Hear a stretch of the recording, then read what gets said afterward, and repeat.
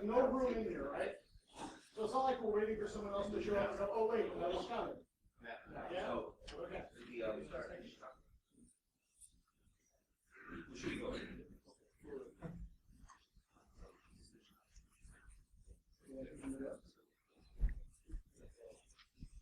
Okay. Okay. Welcome to Catch a Penetration Tester. We're going to talk about our top SIEM use cases today. So it is a Chris Hansen To Catch a Predator theme. So what was your plan for coming here today? So we'll talk about a little bit about us. We're going to talk about some of the methodology and criteria that we came up with to presenting the top 10 SIEM use cases that we're talking about today. We're going to go over some recommendations, and just in case you didn't know, the theme is that Chris Hansen is the blue team, and the penetration testers are the perverts. And so, and it's also attackers. So penetration tester, pervert, attackers, external attacker, we're talking about the same thing. That's what our use cases are we're talking about today. A little bit about myself in this order. I'm a Christian and a husband and a father. I oversee an information security program. I've graduate of RIT. Yeah. I don't have a football team. We don't have a football team, but yeah. That's right. Won every game. 13 years InfoSec experience. I've 9 years specifically with the SIEM deployments. I have 2 different SIEM experience backgrounds. This talk is a vendor agnostic talk. This is coming from a lot of this is coming from experience from us and the people we know we're talking about today. I've implemented over 12 different enterprise security systems from the ground up. That means starting from a problem to a full program and a solution, a program. I've mentioned before, I developed 2 different security operation programs. I spoke last year on simplified SIEM use case management, really trying to identify and present how we manage our monitoring systems, such as SIEM, and how to best track and do everything that we can and try to boil the ocean. So check that out from last year. Introduce to you, Pete. Hey, how's everyone doing? So I'm Greek, as you can tell by the last name. So I'm a terrible golfer. I drink bourbon a lot better. I guess I have about 15 years in InfoSec. Mostly blue team, dabble in the red a lot. Have some certs. And I think I missed 1 year. And so I've been here 5 times and first time speaking. And that's me in a nutshell. So let's move on. So why we are here? You know, Pete and I, we're very blue, but we love coming to DerbyCon and talks like this to understand what the Red's doing. And really, when we go to an event like this, our goal is to come home with some ideas for our organizations and our employers. You know, and so we wanted to share what we love about coming to cons like this. The typical DerbyCon, con talk would be you explain a technology, you hack it, you defend it, but every time in every one of those talks, there's a little bit of, well, how do you detect it? And so that's what we're talking about and focusing on today. We are sharing a collection of the use cases in mass quantities, hopefully within one talk. We hope to address the question, what can most blue teams do that most likely catch red attackers in most environments? I'll add to that. So, questions. Who has a SIEM? Great. Are you detecting the right things? Does your mailbox get blown up with alerts and you just ignore them? Come on, be honest. Yeah. So I'm kind of confused, you know. Ryan's a big Chris Hansen fan. I've seen a few episodes. So, you know, in 1 hour, was it an hour? Yeah. So in 1 hour with commercials, he caught the perv. And I read somewhere it takes us blue teamers 165 days to catch an attacker. So I don't know. I'm just saying things are broken. We're not doing a good job with the SIEMs. They're full of shit, and Yeah, but Pete, those SIMs have out-of-the-box content to detect the attackers. What are you talking about? I mean, They suck. you pay thousands of dollars for them, and well, okay. Use Splunk.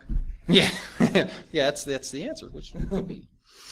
So what you might be thinking, there's some assumptions before we get started on our use cases. We understand that prevention is first and foremost. No doubt we should be focusing on prevention. We're going to assume that most organizations have already done, or doing everything they can. They have penetration testers. They have a vulnerability management program. The assumption is that there's processes in place to do the prevention. And most organizations have a monitoring program, such as an MSSP, Managed Security Service Provider, or an in-house in-place SIM, or a little bit of both. It's sometimes, and we understand that sometimes risk due to vulnerabilities aren't addressed by simply, or you just cannot prevent or protect something. If you can't install a patch, for example, who knows? I'm just throwing out an example. If you have a vulnerability and you have a requirement for the business to continue, or your organization to continue with that vulnerability, that risk is sometimes mitigated through detection. We're also going to assume that the audience knows the attacks that we're talking about. The attacks that we're talking about it's nothing sexy. It's nothing. I think most people have heard of these before. Yeah, so the methodology we used was we surveyed our friends who are pen testers and some forensic specialists who actually do that. And there was two different types of perspectives that came into us, which, not stealing the thunder, but it was basically lateral movement and exfil, most of these use cases. So anyways, that was our methodology, and then we'll go into some criteria here. So we analyzed the data based on some criteria, and that's basically the next slide. Yeah, so we reached out to several penetration testers and other security professionals to get their advice. Say, hey, this is our criteria. This is kind of how we want the format in. Please send us your top 5 SIM use cases. And so we gathered that. So what is a SIM use case? Like I mentioned, I talked about this last year. It is a documented output for your SIM or monitoring program. In simplistic terms, it's what you're SIM to do. And it defines the who, what, where, when, why, how, and then when you get, and like we're talking about alerts today. Actually, what we're presenting is actionable alerting logic that will detect, that'll spawn an alert that most organizations should be doing.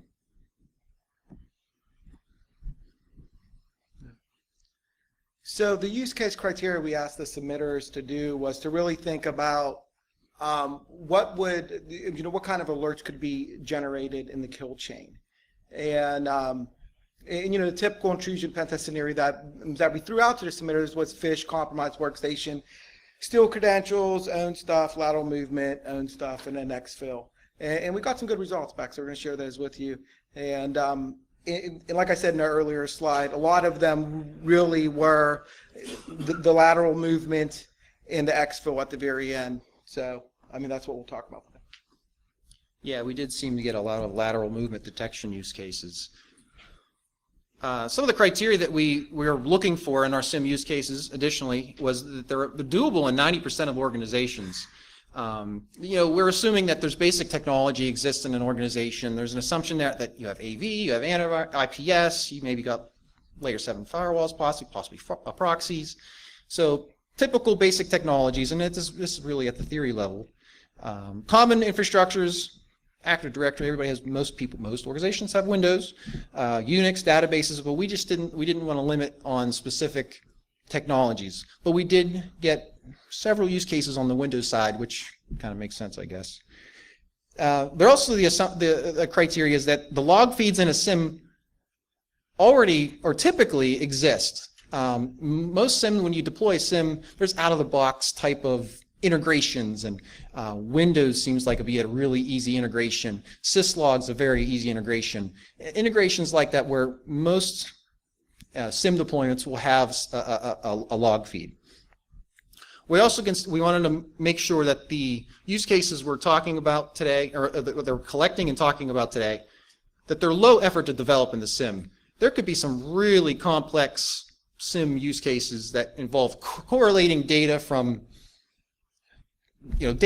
sometimes there's lots you could correlate data with lists, manually updated lists, and just correlate it with other data. We're trying to keep things simple today.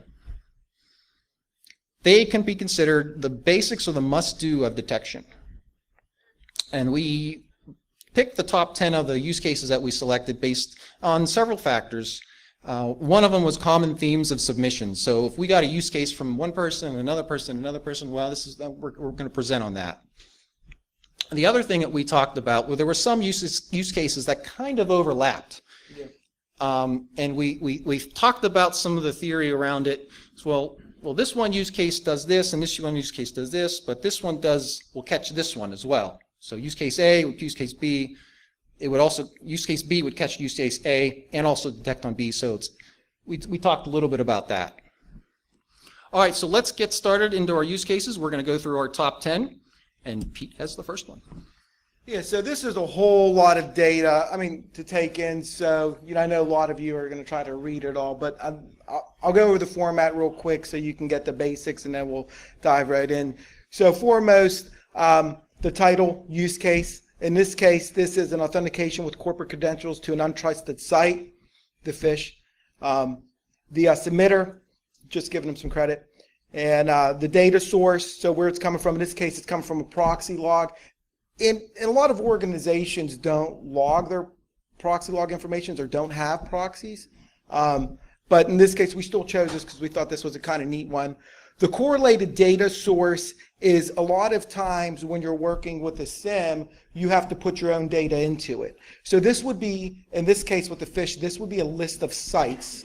Like for instance, just to throw some ServiceNow or any third-party software as a services that your company might use that are quote unquote authorized. So that's the list we're using today. That will be the white list. The goal of this is to detect a compromised account that had went out to phish and offered up their user credentials. The description just tells you a little bit more about what the submitter was thinking. And in this case, he was clearly thinking that a user who had clicked on that link and offered up their corporate AD user credentials. The pseudocode, you'll see a lot of different variations. I apologize in advance. Like some are coming out of some of the popular SIMs, and some are just plain old good pseudocode. So in this case, like I said, the log source is from a proxy log, and in basically looking at what was posted. So if in the post body the user credentials masked your whitelist of users and also wasn't part of the whitelist of allowed websites, you would alert on that. And typically this is one that you would, I would recommend that you would automatically either disable that account or reset the password, let the user know, and if you're using any kind of security education awareness framework, is auto enroll them into training, and hopefully gets better. So that's what this one is basically about. So we thought this was a unique one. Okay, the next one is server to internet communication beyond a baseline. So the data source for this use case is your edge networking equipment. You got your proxies, your local firewalls, local or edge firewalls, and the traffic leaving your server networks. So your server networks, in theory, should never initiate outbound connections to the internet, which then sends a log through your firewall, which goes into your monitoring program.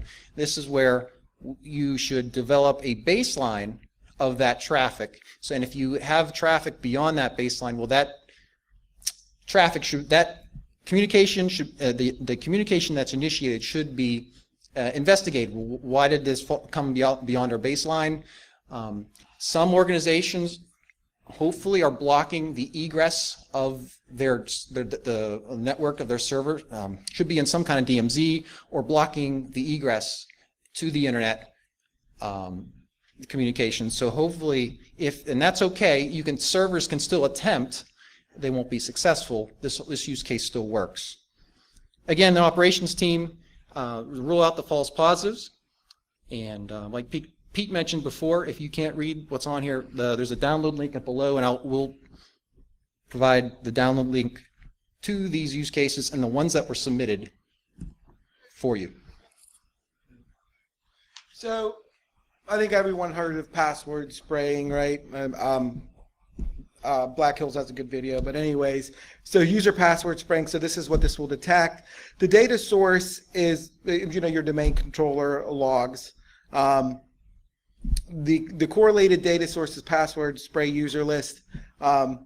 So the goal here is that a lot of times when an attacker gets in through a phish or whatever, they want to try common passwords against your whole enterprise.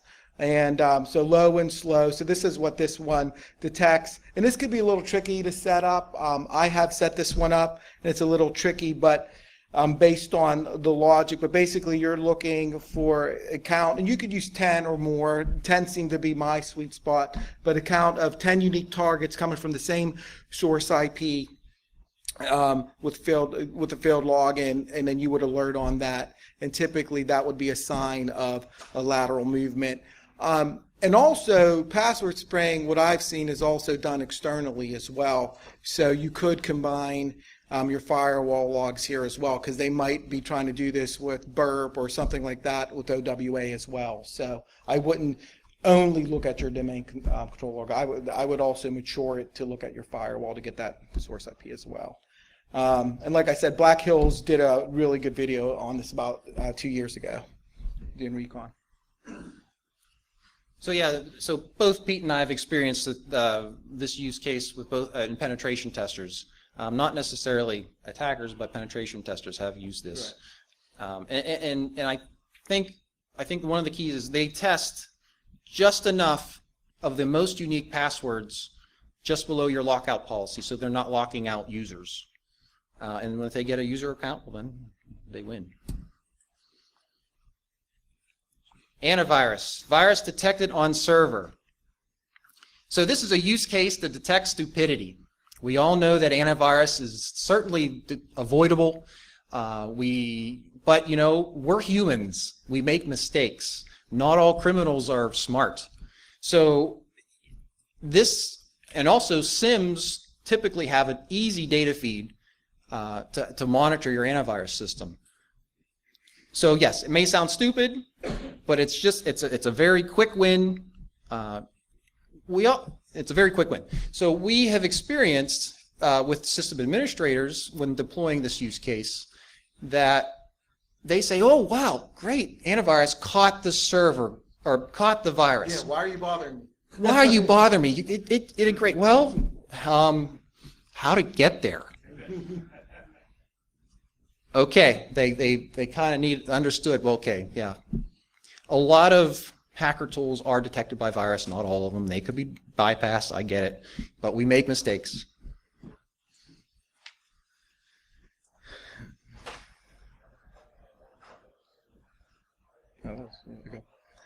So this is an obvious one here. So Windows Workstation to Workstation communication.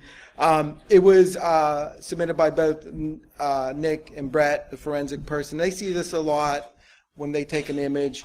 But basically, so this would rely on you having good asset management, knowing what your workstations are, knowing what your naming standards are for the workstation. That would be the correlated data source, which you would have to pump into your SIEM and keep that updated as best you can. The goal is to detect that external attacker using whatever tools to do lateral movement and own more targets. The description stated that, but basically the logic is really simple here. So if the source IP is in the workstation list and the destination IP is in the workstation list, then alert potential lateral movement. And like, I'm going to date myself, but 20, 30 years ago, people might have had 20, 30 years ago, 15 years ago, it might have been common for people to have shares on their workstations and use those. But now, I really think in your common enterprise, this just shouldn't happen. And another thing these submitters are saying is, you really should have a policy against this, having shares on your workstations. So this is kind of common, but this, I feel is a good one. We'll catch some good stuff. And also, when you do see this, there could be a lot more going on with that workstation as well. So to mature this one, correlate it against, your AV logs, your firewall logs. So you could really mature this one. This is in its simple state, because I guess you could have some false positives. But right, and again, with whether you allow or deny workstation to workstation traffic, even if you deny it, well, it's probably worth investigating. This next use case is user added to Windows local or domain administrator group. Now, a lot of penetration testers, attackers, want to get godlike, access to your domain and all the data that it provides. It's a common "woohoo, I made it" goal for attackers and penetration testers. So really, when any user is added to a domain administrator group, this is right out of Windows. Security event log. It's a pretty easy one to write rules on. It's detecting privilege escalation, and possibly persistence. If you're not monitoring, you should really monitor the groups. List out some other groups here other than domain administrator and administrators, enterprise admins, scheme admins. Those are also the high-level type security groups, which should rarely change unless there is a staff change within your organization on your system administrator side. So let's say that happens. You would get the alert, validate that from your access management system or ticketing system, however you use to document your access changes. Make sure that change is valid, it's authorized. If you don't know, ask your sysadmins, and if you still don't know, well then you got a security investigation to start. And then the other point here is when you're implementing that, if you have an enterprise good change management system, a lot of them do integrate with your SIEM, so you could actually integrate it in such a more automated fashion to see if there was a change. To reduce false positives. Yeah, to reduce false positives. Or, you can catch a sysadmin just not following policy as well.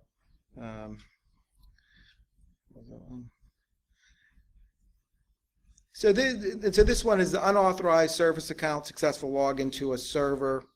Again, this is your domain controller, and the couple things you're going to have is a service account list and host name baseline. So basically the table is going to say, hey, this service account can log into these 3 or 4 servers. If you see anything other than that, alert. So, this is another one in the same, so someone got a service account and now trying to use it with another server to log in. So, looking at that security, we'll review that. And again, that could be, sometimes it's a new sysadmin, that just tried to use it, so look at that, quickly roll it out, and that's that one there.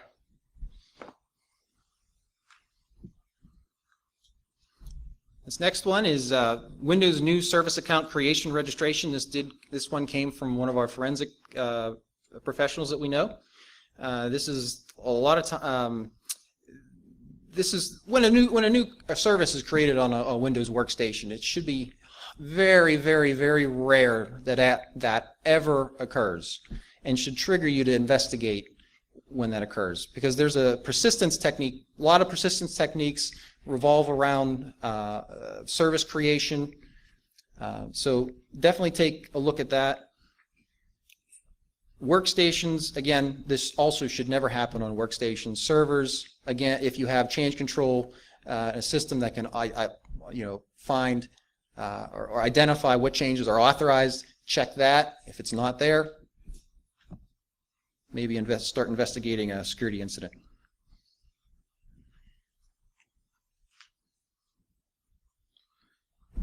So this one was interested. It was submitted. It was seen in actual, another forensic analysis. And this service account performing non-service account actions. In this case, assume you have a service account. Its main job in life is to do backups, to make backups, or to execute the backup service, whatever. And all of a sudden, that service account starts mapping UNC drives, starts doing all kinds of other stuff.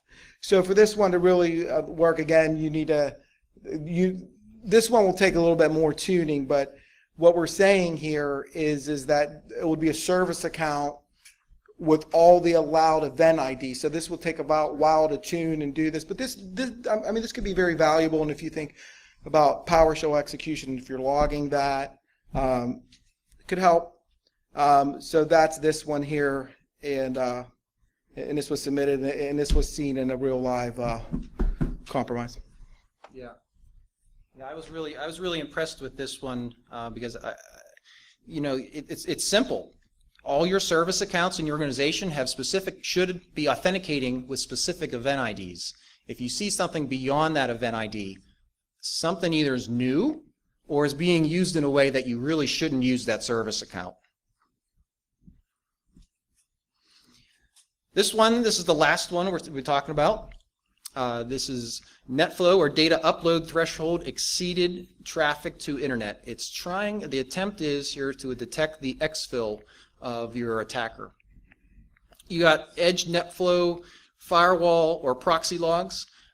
We kept the word NetFlow in the title because it is a very widely supported protocol and service that's available on almost dumb router type equipment, and in that your edge internet is possible. So a lot of organizations could possibly do it fairly easily. And also SIEMs typically consume NetFlow and understand and parse out the different fields, such as the bytes out or octet. I think it's d-octet's value, which is the amount of data leaving or in your flow. You want to correlate that to server networks, workstations that might be very difficult to do because people are uploading, users are uploading all the time. But if your servers are uploading data, that's certainly something that's worthy of investigation. So our threshold that we defined here is, and this is again coming from server networks, if one host delivers approximately 10 megabytes within a minute from a server to an internet or untrusted or even untrusted host, you could add, we tried not to bring third-party type of information or almost kind of like SIEM threat intelligence, like IP blacklist type of information into our use cases, but you can add that to possibly make the use case a little better. And it's a maturity item with that. The response is typically to review for false detections, identify what communications was it trying to do? Was reaching out to the internet for some purpose. Is it check your change control system? Is it a new service or new system that's being installed on the server? Again, escalate if you don't know what it's all about. Yeah, you'll have all your data by the time you do that. That was our last one. Yeah, that was the last one. So there's a lot of honorable mentions, and we encourage you to download this and participate. Our goal really here is to and I'll say snort six, much to get as many use cases as we can and rank them and put them out there for the community. So we're in the infancy here. So we're just starting out, we hope to do this more and more. We hope to also learn from everything here to make more use cases, all the sessions. There's one I'll just point out. About halfway down the slide, there's a new virtual machine being spawned. So there was a incident where the attacker actually for months had got the VMware Essex credentials, made a new host, and then in the off hours just would exfil's data there and pop it out. So this is a good one to look at, and you'll see that in there as well. But you could read the other ones. I think a good honorable mention. Go back to that slide. Okay. Another good honorable mention that didn't make the top 10 was PowerShell detection, unauthorized commands of PowerShell.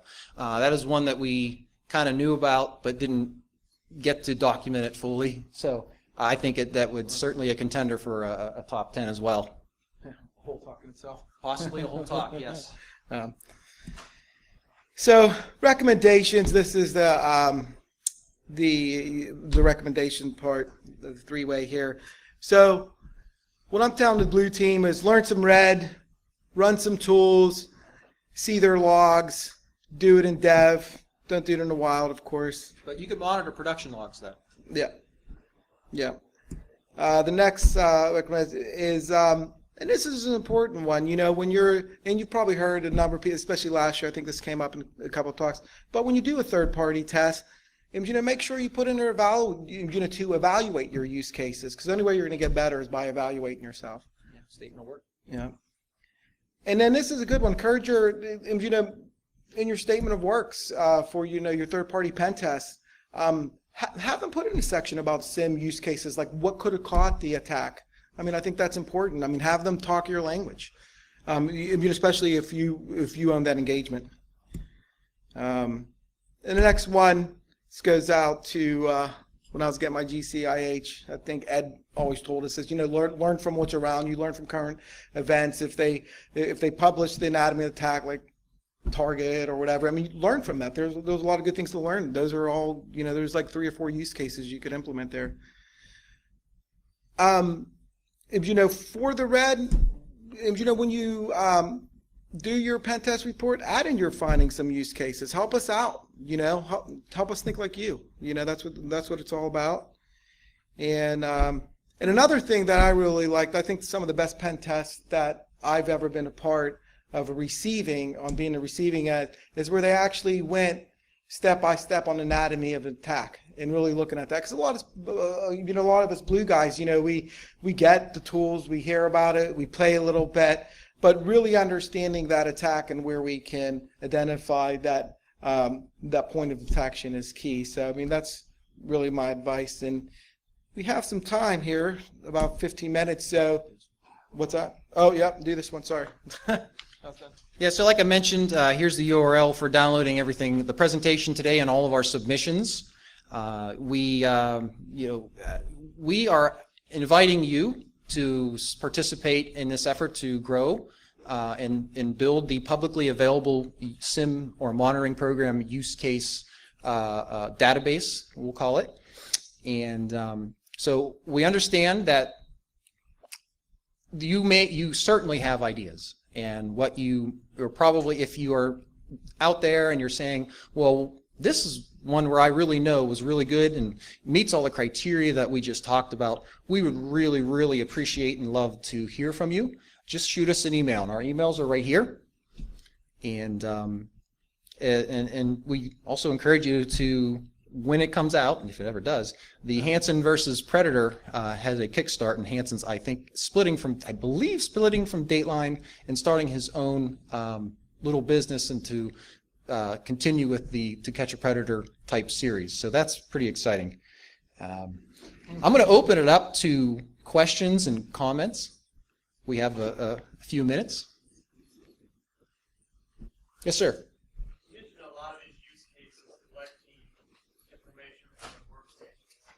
Yes. Talk a little bit about the budget that's required for SIEM to ingest or maintain or how they help. So the question is, with tight budgets of organizations, how does an organization collect workstation logs and perform the use case that we talked about? There's several ways.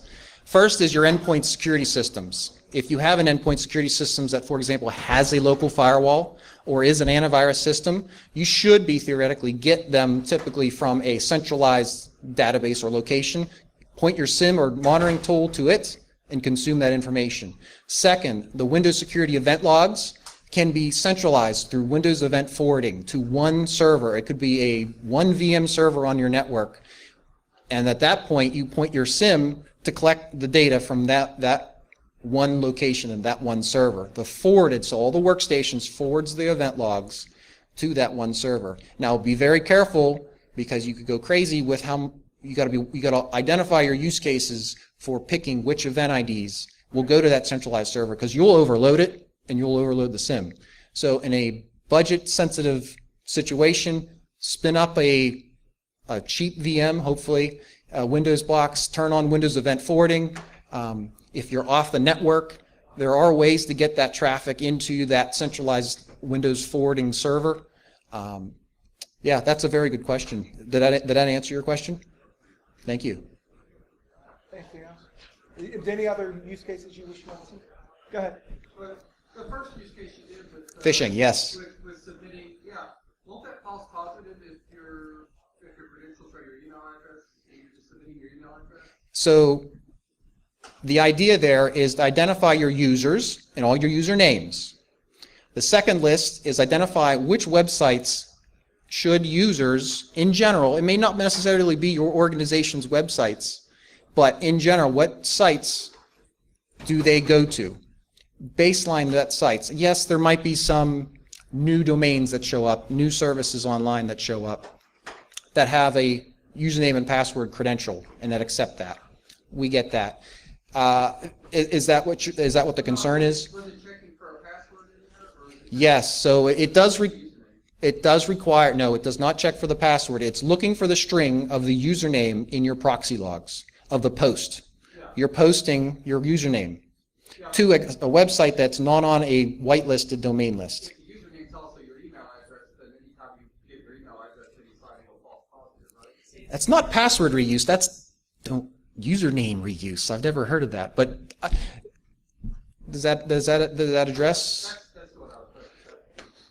That's a good point. If you Depends what your policy is too. I mean, a lot of That's a very good point. corporations will allow you to do that, but Yeah, if my username is chris@corporation.com, Right. then Yeah, anytime I give out my email address, that's gonna. yeah, post on site. It's true. that's true. So that's, Yeah, that's- it would need to actually check to see if there is a password form. That's you could also put logic in the query from the proxy that there's the word password in the post. Yeah.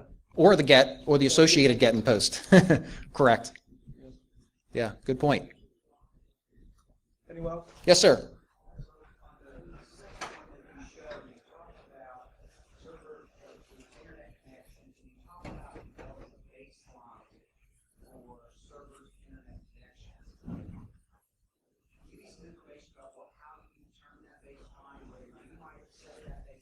Sure. Yes, the question was, how did you baseline your server traffic? That was the question, right? Yes, analysis, data analysis. And you could go, SIMs, they can handle possibly years worth of data. Start with a month's worth of query. If you have that in your SIM, see what traffic your servers are going out to.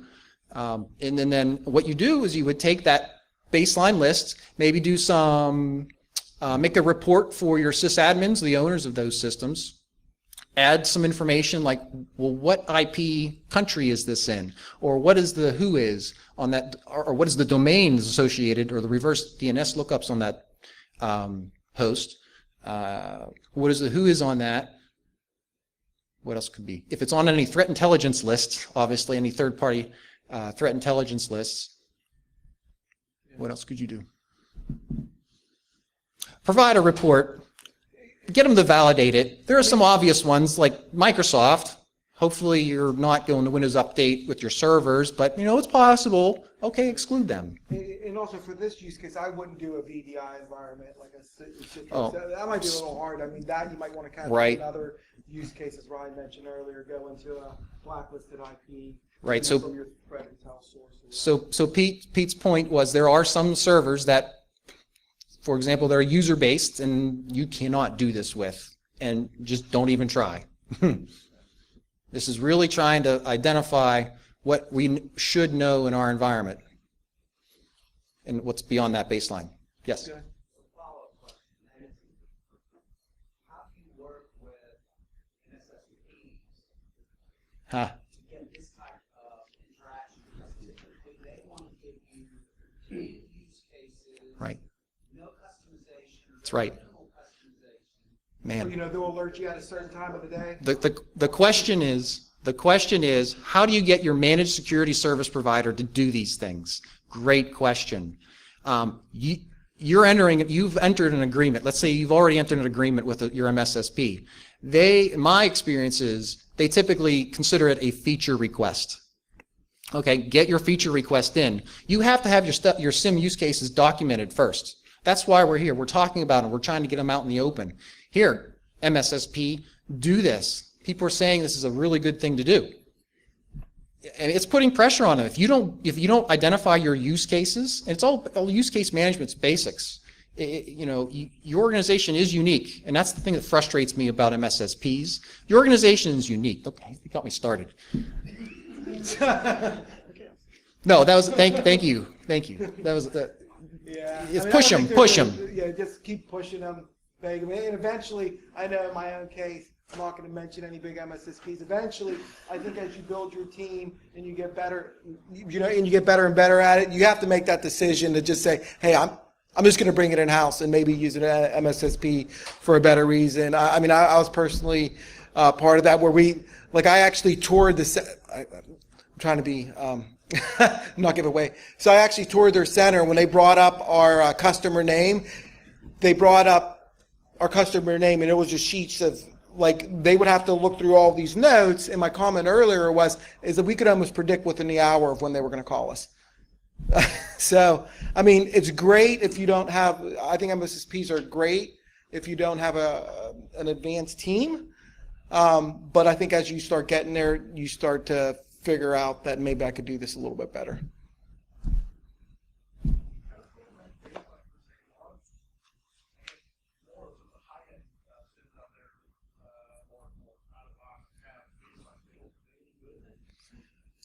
Well, my experience from out-of-the-box tools is they don't know your environment like you do or an analyst does.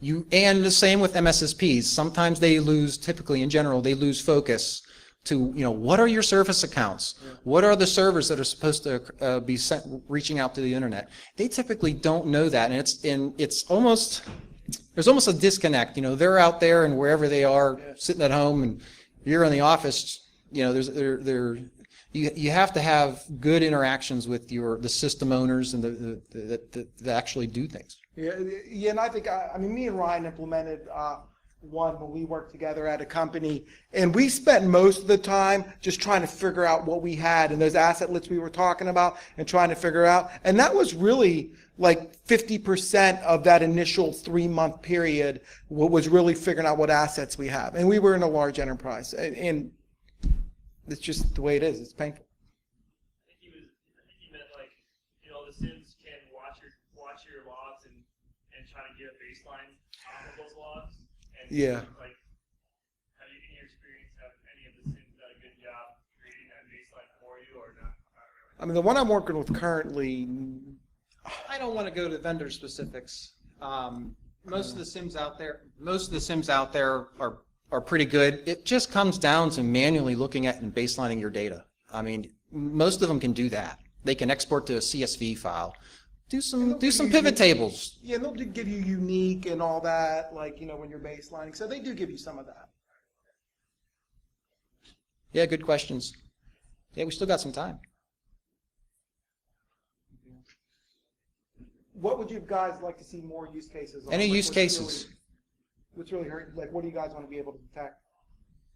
Admin tools, command line login. Command line login was a submission. Yes, thank you. Yeah. Admin tools, yeah. Yep. Data exfil. Any other ideas how to detect the exfil? Exactly. Lots. Huh? I Yeah.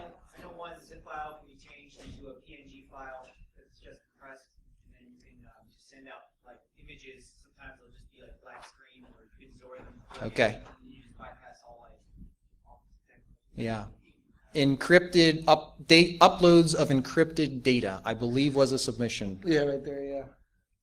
Yeah, absolutely. Or are you saying obfuscated or changed file format or? Yeah, it's the same. A PNG is a compressed file, and actually a .zip and a .png is the same thing. So if you had a .png file with the encrypted, this is actually the use case, and changing it to .zip, you can see all the PII. So right. If you look at the PNG, you saw the image. It was just like a dark image.